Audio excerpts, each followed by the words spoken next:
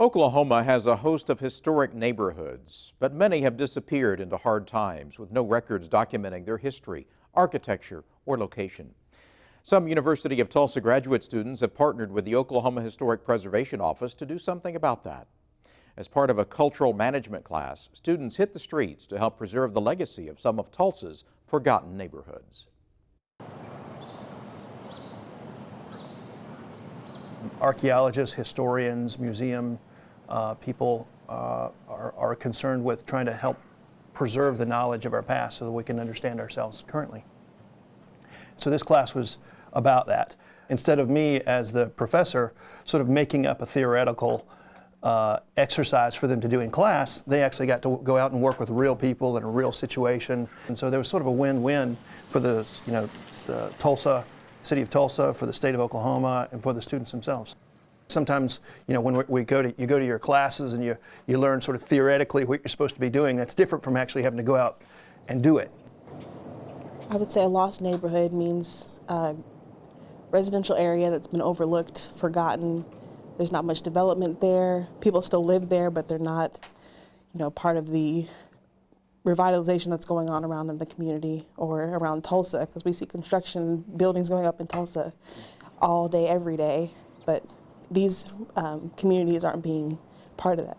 It was interesting for me to go to a neighborhood for research that I'd been to before as just, visiting.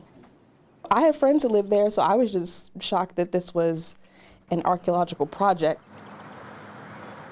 From what I can tell from what I read in the neighborhood association, there was a man there who had lived there all his life, and his mother lived there. He knew a lot about what it was like before all of the, low-income issues came in.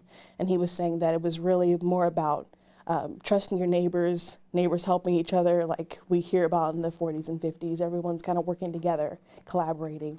And now, no one's really talking to each other, and you have, of course, abandoned homes, low-income crime areas, so people are, restricted in their houses and not really talking to each other. So that's kind of what he was stressing, that he really wants it to be more of a community again.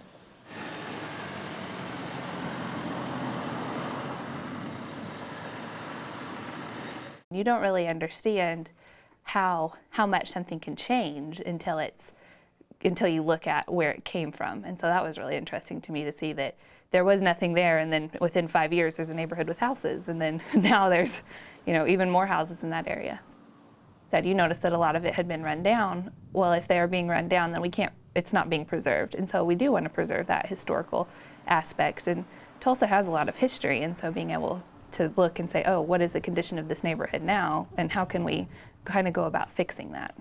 A lot of these neighborhoods also are of historical significance because when soldiers came home from war, that was something that I found, that there was a need for houses after all the, World War II and things like that. There's all of a sudden this huge need for houses because all these men were coming back and getting married and wanting to start families. And so some of these neighborhoods were built as in a response to that. And so being able to look and say that you could see, even still standing today, you can see results of that boom in housing need.